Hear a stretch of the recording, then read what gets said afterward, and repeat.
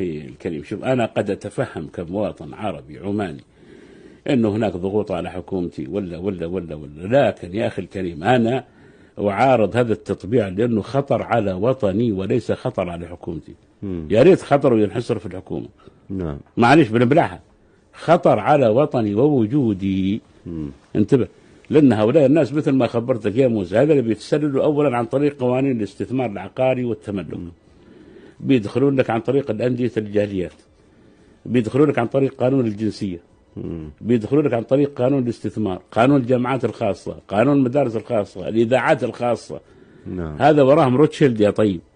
تعرفوا ما أدراك ما روتشيلد؟ نعم. ما وراهم قروض وتمويل يمين يسار. لا، فهمتي؟ وبالتالي وين موقفك أنت من الإعراب هذا؟ إذا أنت طبعت في عمان بكرة ويجوك 200,000 صهيوني وتوزعوا 50,000 في صلالة و50,000 في مسقط و50,000 في صحار و50,000 في صور، وكيف بتوقفهم هذول الناس إذا بغوا أندية للجالية وبغوا إذاعات للجالية وبغوا جامعة للجالية وبغوا كيف بنقول حصن عقولكم بعدين بينقلبوا علينا صحيح. وهذول الناس العلمك اللي جايين نعم. اللي جايين أصلا في الغالب الأعم هم ما يسمون بالمستعربين.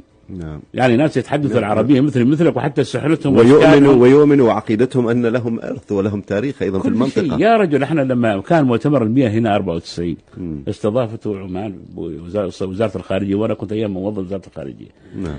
جننونا يبغون ينبشون أي شيء كذا يعني لهم. قالوا لنا في مقبرة اليهود في صحار، قلنا لهم ايوه ممكن نشوفها، قلنا لهم لا. نعم.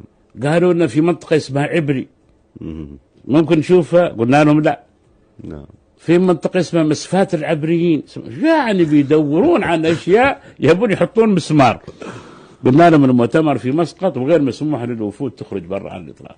نعم. وحتى كل الفعاليات الأخرى والاحتفاءات داخل مسقط وانتهت. لكن بينبشون أشياء، فهمتني؟ نعم. فما بالك لو تقول لهم إنه كان طيب يا أخي أنت حدد موقفك، هل أنت يهودي ولا صهيوني؟